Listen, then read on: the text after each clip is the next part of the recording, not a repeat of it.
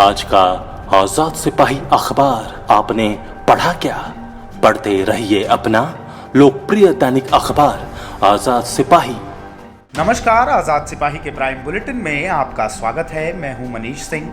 आज की प्राइम की खबरें कुछ इस प्रकार हैं। झामुमो महासचिव सुप्रियो बोले 14 साल वनवास में रहेगी भाजपा। लातेहार में पुलिस और टीएसपीसी में भीषण मुठभेड़, एक उग्रवादी ढेर, AK-47 हथियार बरामद। दलालों के चुंगल से छुड़ाई गई बच्चियां, झारखंड की 24 बेटियां तमिलनाडु से एयरलिफ्ट कर रांची लाई गई। कुएं में गिरा हाथी 16 घंटे तक फंसा रहा, वन विभाग ने जेसीबी से रास्ता बनाकर बाहर निकाला। छठी जेपीएससी का मामला पहुंचा सुप्रीम कोर्ट, सुनवाई 11 जनवरी को। ढुलू महतो को झटका, उनके श्रमिक संगठन के मजदूर जनता मजदूर संघ कुंती गुट में हुए शामिल। अब आइए सुनते हैं खबर विस्तार से।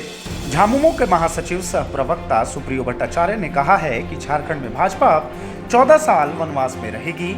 राज्य की जनता ने इतने सालों तक भाजपा का शोषण देखा है और अब उन्हें 14 साल तक वापस नहीं आने देगी। सुप्रियो बुधवार को पत्रकारों से बात कर रहे थे। उन्होंने कहा कि हेमंत सोरेन सरकार ने हर क्षेत्र में पिछले 1 साल में शानदार काम किया है। कोरोना काल में गरीबों की देखभाल के साथ साथ राज्य के बाहर फंसे प्रवासी मजदूरों को वापस लाया है। किसानों की कर्ज माफी होने वाली है। रोजगार बढ़ाने की दिशा में काम हो रहा है। उन्होंने कहा कि अब भाजपा वाले घड़ियालू आंसू बहाकर जनता और किसानों के हित चिंतक होने का दिखावा कर रहे हैं, धरना प्रदर्शन कर रहे हैं।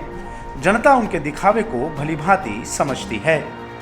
लातेहार जिले के चंदवा थाना क्षेत्र अंतर्गत सेरक पंचायत के निंद्रा गांव स्थित टोंगरी पर बुधवार की सुबह सुरक्षा बल एवं उग्रवादी संगठन टीएसपीसी के सशस्त्र उग्रवादियों के बीच भीषण मुठभेड़ हुई। इसमें एक उग्रवादी मारा गया। इस दौरान AK-47 समेत अन्य सामान बरामद किए गए।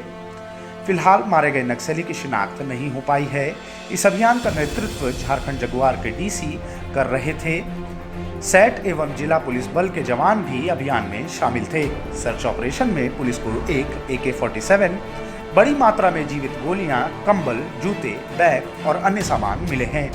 पुलिस को जंगल में उक्त स्थान पर उग्रवादियों के जमा होने की सूचना मिली थी। टोंगरी के ऊपर से पुलिस धीरे धीरे नीचे आने लगी। उग्रवादियों को पुलिस के आने की भनक मिल गई और उन्होंने पुलिस पर अंधाधुंध फायरिंग शुरू कर दी।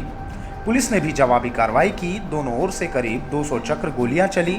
मुठभेड़ के बाद पुलिस के कई वरीय अधिकारी भी घटनास्थल पर पहुंचे।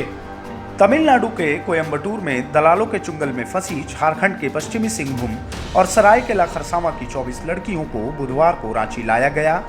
इन सभी को चेन्नई से एयरलिफ्ट कर मंगलवार को देर रात नई दिल्ली लाया गया था। यहां से इन्हें बुधवार को रांची लाया गया। जिला प्रशासन ने इन सभी को चाईबासा भेज दिया है। यहां से प्रशासन उन्हें उनके घरों तक पहुंचाएगा। बताया गया कि करीब 3 लाख रुपए फंड इकट्ठा कर लड़कियों को लाने की व्यवस्था की गई। लड़कियों के अनुसार ओडिशा के संजय जोको नाम का व्यक्ति इन्हें सिलाई कढ़ाई के नाम पर तमिलनाडु ले गया था, लेकिन उन्हें दवा कंपनी पहुंचा दिया गया। 2 माह से भी अधिक समय से सभी लड़कियां यहां फंसी हुई थी। मुक्त कराई गई 24 लड़कियों में से 21 पश्चिमी सिंहभूम और 3 सरायकेला खरसावां की हैं। इनमें 2 नाबालिग भी हैं। लड़कियों के अनुसार उन्हें 12,000 रुपए महीना वेतन देने का भरोसा दिलाया गया था, लेकिन उन्हें सिलाई की जगह पर धागा बुनने के काम में जबरन लगा दिया गया था। उन्हें वेतन भी नहीं मिल रहा था। उन्हें जमीन पर ठंडे फर्श में सोने के लिए कहा जा रहा था।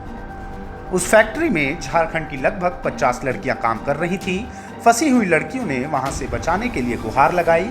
इसके बाद राज्य सरकार के निर्देश पर फिया फाउंडेशन ने अन्य संस्थाओं से सहयोग लेकर इन सभी को मुक्त कराया। खूंटी के तमाड़ थाना क्षेत्र के भेलवाटाड़ के जिलिंग सेरिंग गांव में मंगलवार की रात करीब 8 बजे एक हाथी कुएं में जा गिरा। पूरी रात हाथी खेत में बने कुएं में ही छटपटाता रहा। बुधवार सुबह जब लोग वहां पहुंचे तो कुएं में हाथी को देख फौरन इसकी सूचना वन विभाग को दी। इसके बाद जेसीबी मंगाई गई और मिट्टी काटकर कुएं से रास्ता बनाया गया। तब जाकर करीब 16 घंटे के बाद हाथी को बाहर निकाला जा सका। हाथी अपने झुंड से बिछड़कर कुएं में गिर गया था। सुबह वहां सैकड़ों लोगों की भीड़ जुट गई। दरअसल खेत में बने 18 फीट गहरे कुएं में 7 फीट पानी भरा हुआ था। रात में लोगों ने पानी में गिरने की तेज आवाज भी सुनी थी। ग्रामीणों ने बताया कि जिलिंग सेरिंग गांव में पिछले कुछ दिनों से 42 हाथियों का झुंड जमा है। 2 दिन पहले हाथियों के झुंड ने गांव में फसल को भी बर्बाद किया था। जेसीबी से रास्ता बनाए जाने के बाद हाथी खुद कुएं से बाहर निकलकर जंगल की ओर भाग गया। छठी जेपीएससी के रिजल्ट को सुप्रीम कोर्ट में चैलेंज किया गया है।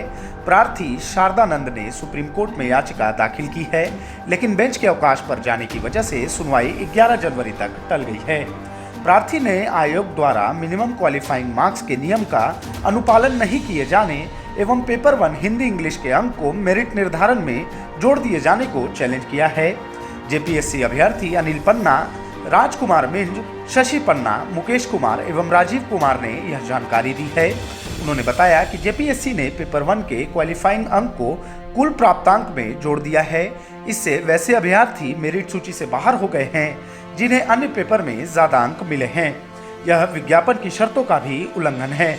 विज्ञापन में पेपर 1 में सिर्फ पास होने का अंक लाना था, जिसे प्राप्तांक में नहीं जोड़ा जाना था, लेकिन जेपीएससी ने इस बार कुल प्राप्तांक में जोड़कर परिणाम जारी किया है।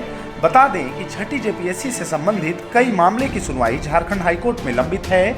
इनमें भी सुनवाई अगले साल जनवरी में होगी। बाघमारा विधायक ढुलू महतो को झटका लगा है।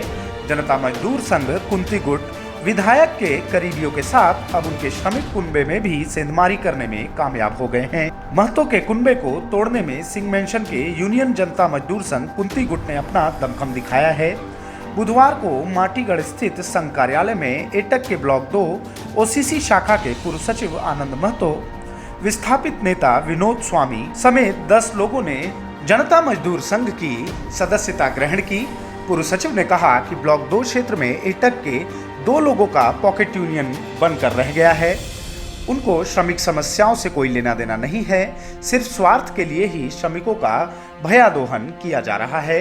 निकट भविष्य में कई और पदाधिकारी एटक छोड़ने वाले हैं। झारखंड मजदूर संघ के केंद्रीय सचिव गोपाल मिश्रा ने सभी को माला पहनाकर यूनियन की सदस्यता ग्रहण करवाई। शामिल होने वालों में संतोष कुमार सिंह, भुवनेश्वर महतो, सत्येंद्र कुमार चौहान, कमल महतो, अजय दुसाद, राम विजय सिंह, कुमार प्रसाद साहू आदि शामिल हैं। मौके पर कृष्णा राव, अखिलेश नोनिया, महेश श्रीवास्तव, विजय चौहान आदि उपस्थित थे। आज के प्राइम में बस इतना ही। आगे की न्यूज अपडेट्स जानने के लिए देखते रहिए आजाद सिपाही।